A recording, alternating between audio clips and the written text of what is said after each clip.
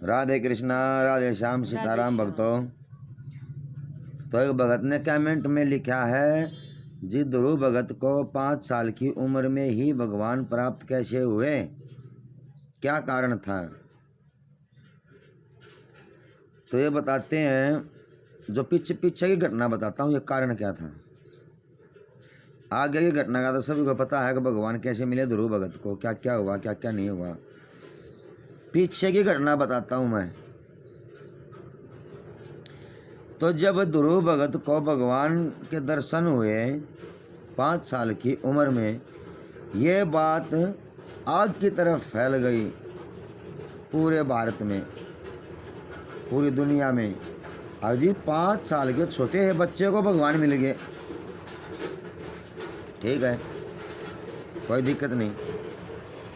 तो जितने भी साधु संत महात्मा थे, भगवान की भक्ति करते थे, जो वो साधु समाज इकट्ठा होया है, और वे बोले आपस में, जी भगवान तो अन्याय करता है और फर्क करता है भगवान तो। अजी 5 साल के बच्चे को तो मिल गया, और हम इतनी उम्र हो गई हमारी, भक्ति करते करते हमको भगवान का पैर का अंगूठा भी नहीं दिखा आज तक, दर्शन नहीं होया अभी, हमको भगवान मिला ही नहीं आज तक। तो बोले भाई भगवान की भक्ति छोड़ दो, फिर ज़िंदगी ऐसी ही चली जाएगी हमारी, पता नहीं किसको मिल जाता किसको नहीं मिलता भगवान। बच्चे को मिल गया और हमको मिला नहीं अभी तक, तो कोई बात नहीं। जब भक्तों के मन में, संत महात्माओं के मन में संशय हो जाता है ना, संशय, तो भगवान ही दूर करते हैं फिर, सबका रखवाला भगवान। तो फिर भगवान एक नाव चलाने वाले के रूप में आया, भेष बदल के आया भगवान संतों के पास, और संतों से बोले, भगवान अकाओ महाराज, आज थोड़ा किश्ती में बैठो मेरी, मैं थोड़ा मैं घुमा फिरा के लाता हूँ आपको, थोड़ा दिमाग आपका ठीक हो जाएगा। साधु संत बोले ठीक है। तो मेन जो साधु संत थे ना, जो मेन होता है, जैसे कि मंदिर का पुजारी मेन हो जाता है, और पूजा करने वाले के लिए आते हैं जो वो अलग हो जाते हैं। जैसे कि गांव में सरपंच मेन होता है, और जितने नागरिक होते हैं वो उसके नीचे होते हैं। ऐसे ही मेन साधु संत थे ना, जो मेन थे, वो भगवान के साथ चले गए नाव में बैठ के, और समुद्र में घूमने लगे। अब उनका थोड़ा दिमाग खराब हो रहा था, तो भगवान जो भेष बदल रहा था, वो बोला, जी महाराज क्या बात है, क्यों किस बात पे विवाद चल रहा है ये? बोला, जी 5 साल के ध्रुव भगत को भगवान मिल गया और हमको आज तक मिला नहीं।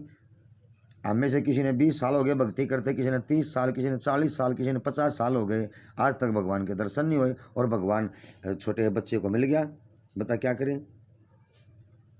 तो भगवान बोले अच्छा ठीक है। तो भगवान किश्ती चला रहा था, एक समुद्र में टापू होते हैं, टापू, तो एक टापू आ गया। भगवान बोला, जी थोड़ा यहाँ पर देखो, थोड़ा घूम लो आप। संत महात्मा घूमने लगे, वहाँ पर घूमने लगे, तो वहाँ पर एक कंकाल पड़ा था, कंकाल इंसान का। संत बोले, भाई यहाँ तो कंकाल पड़ा, यहाँ नहीं घूमेंगे हम, चलो। चल पड़े,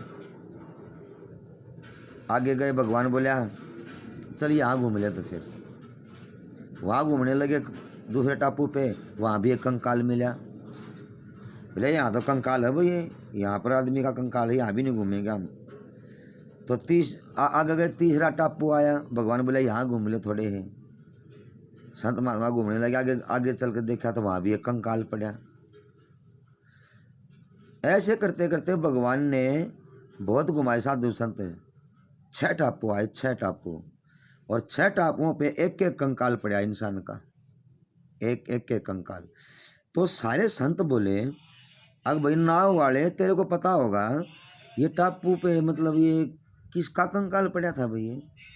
बोला जी एक भगत था, उसने भगवान की भक्ति शुरू करी, तपस्या शुरू करी पहले टापू पे, तो पूरी ज़िंदगी बिता दी उसने, पूरी ज़िंदगी ख़त्म हो गई, तपस्या करते करते भगवान मिला नहीं उसको, ज़िंदगी वहीं ख़त्म हो गई।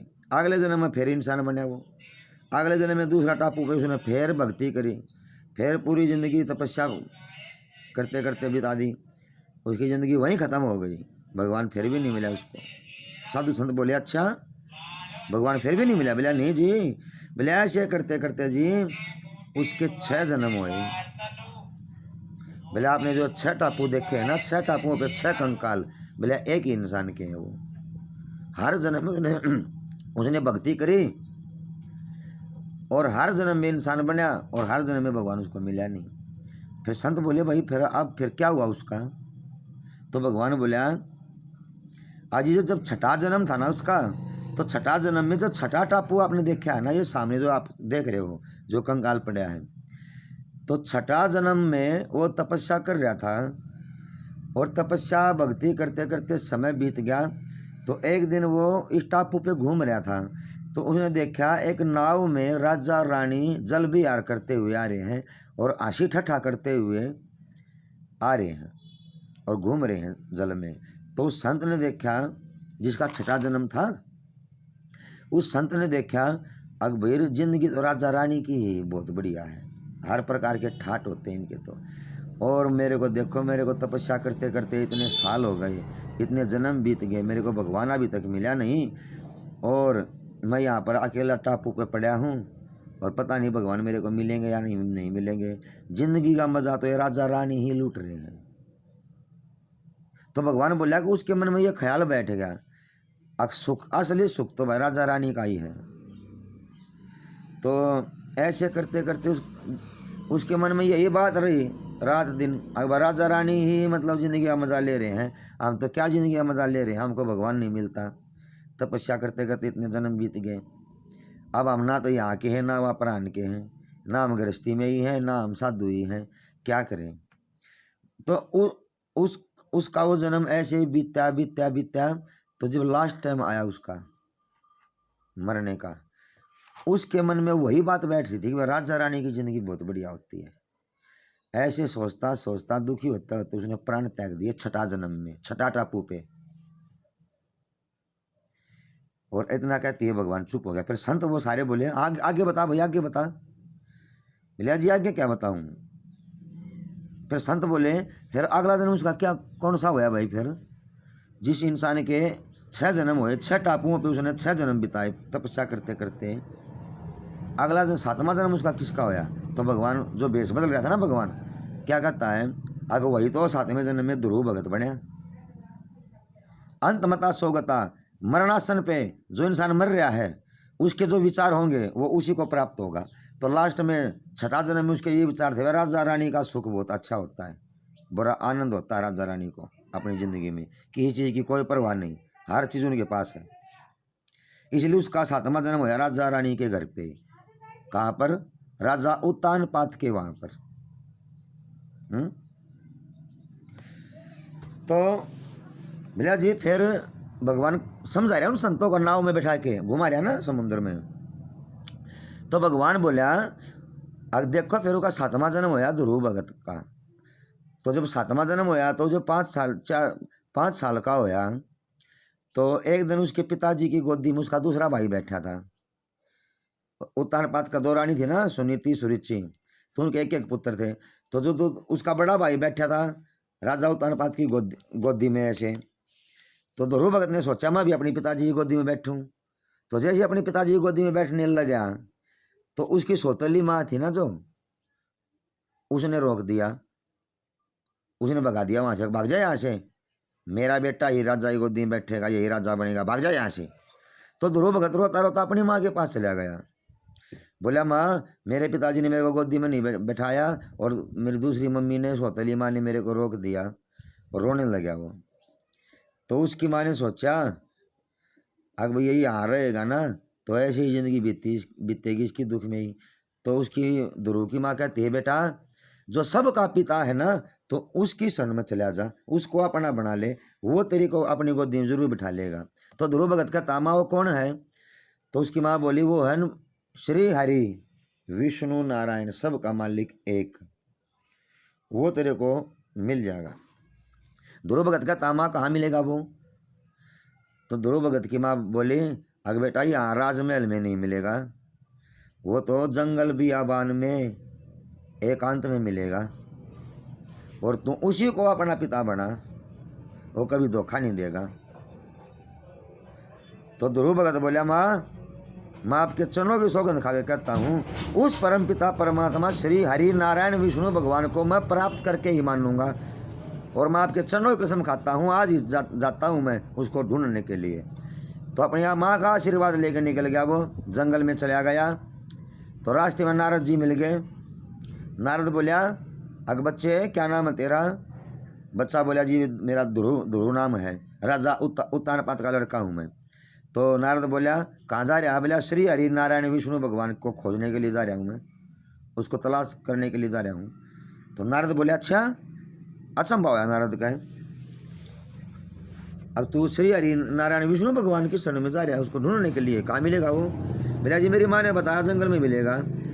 तो नारद जी बोला, बेटा तेरी खेलने की खाने की उम्र है ये, पढ़ने लिखने की, तू वापिस चला जा, यहाँ पर जानवर हैं, रात अंधेरा, अंधेरी रातें हैं, यहाँ पर जंगल बियाबान है, जानवर हैं, सरप हैं, बिच्छू गवेरे हैं, क्या खाएगा क्या पिएगा, कैसे तपस्या करेगा तू? और बिना गुरु भगवान मिलेगा नहीं। तो ध्रुव का ताजी मेरा अटल फैसला है, मेरा नाम ध्रुव है, और मेरी माँ ने कह दिया ना, अगर नारायण भगवान को प्राप्त कर तो मैं प्राप्त ही करूँगा। तो नारद बोला, गुरु बनाना पड़ेगा। तो ध्रुव भगत बोला, जी आप ही मेरे गुरु बन जाओ। अब इतनी अटल भक्ति देख के नारद ने उसको नाम उपदेश कर दिया, अपना शिष्य बना लिया। क्योंकि जो भगवान के रास्ते पर निकलता है ना, फिर उसको रास्ते में संत महात्मा मिलते हैं, भक्त मिलते हैं, गुरु मिलते हैं, भगवान अपने आप ही मिला देता है। तो नारद ने उसको ज्ञान दिया और ये कहा, भैया ऐसे ऐसे तूने भजन करना है, ऐसे तूने तेरी दिनचर्या हो गया, ये तेरे को खाना है, ये चीज़ तेरे को ग्रहण करनी है, चीज़ तेरे को ग्रहण नहीं करनी है जी। तो फिर क्या हुआ, ऐसे ऐसे मतलब 1 2 3 4 5 महीने बीत गए। जब 6 महीने छठा महीना शुरू होया तो नारद जी आए। फिर ध्रुव भगत के पास वो आते रहते थे हर एक महीने में। तो ध्रुव भगत को बोलिया, पैर का अंगूठा पे खड़ा हो जा और अपना श्वास रोक ले और पवन नारी बन जा, बस आगे भगवान अपने आप तेरे पास आ जाएगा। ध्रुव भगत ने ऐसा ही कहा, पैर के अंगूठे पे खड़ा होके अरे ऐसे ऊपर हाथ करके खड़ा हो गया और उसी नाम का सुमरण कर रहा जो उसके गुरु ने बताया था, नारद जी ने। ठीक है, तो उसके बाद श्वास उसने रोक दिया और सृष्टि ही रुक गई। तब लक्ष्मी माता बोली भगवान श्री कृष्ण विष्णु भगवान से, अगर भगवान उसने तो सृष्टि रोक दी, इतनी कठोर तपस्या कर रहा है वो, तो आपकी अटल है वो, उसको दर्शन दे जल्दी, नहीं तो सृष्टि का काम कैसे चलेगा। तो भगवान कहता है उसके दर्शन करने के लिए तो मैं अब जाऊँगा। तो भगवान ध्रुव भगत के पास प्रकट हो गए। ये बात कहाँ की है? मथुरा की। वहीं है मधुबन, और मधुबन में है ध्रुव टीला, जहाँ पर बैठ के उसने तपस्या की थी, जहाँ पर भगवान ने उसको दर्शन दिए थे। ध्रुव टीला है मथुरा में। तो फिर भगवान ध्रुव के आगे प्रकट हो गए। अब ध्रुव भगत बैठा था ध्यान में ऐसे। भगवान ने सोचा ध्यान पर कैसे उठाऊं भाई इसको। तो भगवान का जो स्वरूप अंदर देख रहा था ध्रुव भगत, भगवान ने उसको खींच लिया। तो एकदम ध्रुव की आँख खुल गई तो सामने भगवान को पाया। बोल नारायण भगवान की जय जय। तो फिर क्या हुआ, अब ध्रुव भगत ने सोचा भगवान है ये, इसकी स्तुति कैसे करूँ, अब मैं क्या कहूँ भगवान से, कैसे बोलूँ। तो भगवान ने सोचा आगे बच्चा, इसको अभी पता नहीं है कैसे स्तुति करनी है। तो भगवान बोले, आजा ध्रुव भगत, मेरी गोदी में बैठ तू। तो ध्रुव भगत उसकी गोदी में बैठ गया और ध्रुव भगत को गोदी में बिठा के भगवान ने उसे लाड प्यार कराया, वही पिता वाला। और ध्रुव भगत कहता है, भगवान मैंने आपसे बहुत सवाल करने हैं। तो भगवान बोले, अच्छा ठीक है। तो भगवान ने उसके सर पे हाथ फेर दिया, शंख फेर दिया, हाथ भी शंख भी, उसको ब्रह्म ज्ञान हो गया। और भगवान बोला, अब पूछ मेरे से क्या सवाल पूछता है तुम। तो ध्रुव भगत श्लोक गाने लगे, को ब्रह्म क्या ज्ञान हो गया। बोले, हे भगवान, जहाँ आप हो वहाँ मैं हूँ, जहाँ मैं हूँ वहाँ पर आप हो, जहाँ आप हो वहीं सत्य है, जहाँ सत्य है वहाँ मैं हूँ, जहाँ मैं हूँ वहाँ आप हो। तो ध्रुव भगत श्लोक बोलने लगा, तव दीदी परिपातेन प्रश्नेन सेवैया है, न सूर्यो न शशांको है, न पाव का यद गत्वा निवर्तन्ते तदाम परम मम। ध्रुव भगत श्लोक बोलने लगा। तो ऐसे फिर भगवान ध्रुव भगत को ऐसे मिले तो यह कथा सारी भगवान श्री कृष्ण जी भेष बदल कर नाव वाला बनकर साधु संतों को सुना रहा है। अगर उसका 6 जन्म ऐसे बीते और सातवां जन्म उसका ध्रुव का होया। जो 6ठा जन्म में जो 6 महीने बेच रहे थे ना भक्ति के, जब वो का मन राजा रानी में फंस गया था, तो पूरी जिंदगी उसकी दिमाग में से ये बात निकली ही नहीं। अगला जन्म उसका फिर राजा रानी के घर पे होया। फिर उसको पिछली भक्ति के कारण अगले जन्म में ध्रुव बना। जब लगन लगी, उसकी माँ ने को आया कहा जा बेटा भगवान की शरण में। तो ऐसे ध्रुव का अटल फैसला था ये। तो इस कारण ध्रुव भगत को 6 महीने की अवधि में भगवान के दर्शन हुए थे। तो यह कथा जब भगवान ने साधु संतों को सुनाई तो साधु संत बोले ओफो, ये तो हमारी बहुत बड़ी गलती हो गई। हम तो ये सोच रहे थे कि बच्चे को ऐसे ही भगवान मिल गए, ऐसे भगवान थोड़ी मिलते हैं। हम तो 20 30 40 50 साल तपस्या करके ये सोच रहे थे भाई हमने तो बहुत तपस्या कर ली। लेकिन उस ध्रुव भगत को देख, अब 6 जन्मों की तपस्या थी वो, तब जाके 7वां जन्म में उसको 5 साल के उम्र में 6 महीने की अवधि में भगवान के दर्शन हुए। तो यही है, अरे धन्ना ध्रुव प्रहलाद का बना था साथी सावरिया, राधा दीवानी मस्तानी और मीरा का मन बावरिया, मीरा का मन बावरिया, मीरा का मन बावरिया। अरे बिलनी के झूठे बेर तन खाए थे, संत महात्मा पार तन लाए थे, पार लगा दे सावरे, पार लगा दे सावरे। वो मेरी अखियाँ तरस रही हैं, सूरत दिखा दे सावरे, वो मेरी अखियाँ तरस गई हैं, सूरत दिखा दे सावरे। झूठ नहीं मानूं मैं तो सच्चा तेरा प्यार है, हर घड़ी तेरा इंतजार है। अरे प्रेम बरसा दे प्रेम बरसा दे सावरे, वो मेरी अखियाँ तरस गई हैं, प्रेम बरसा दे सावरे। तो सभी संत महात्मा भगवान से बोले हमारी तो बहुत बड़ी गलती होगी, भगवान हमारे को माफ़ कर दो। और हम तो भक्ति तपस्या में वापस जाके लगते हैं। तभी भगवान जो भेष बदल रहा था उन्होंने दर्शन दिए, भगवान ने उनको और साधु संतों का दर्शन दिए और भगवान ने ऐसे उनका संशय दूर कराया। तो इस कारण ऐसे 5 साल की उम्र में भगवान मिल गए ध्रुव भगत को। और अवधि क्या थी, समय सिर्फ 6 महीने, मतलब 6 जन्मों की भक्ति थी। तो आज का विचार यही था। और वीडियो पसंद आए तो लाइक कर देना, सब्सक्राइब कर लेना और शेयर करना, कमेंट में अपने विचार रखना। राधे श्याम।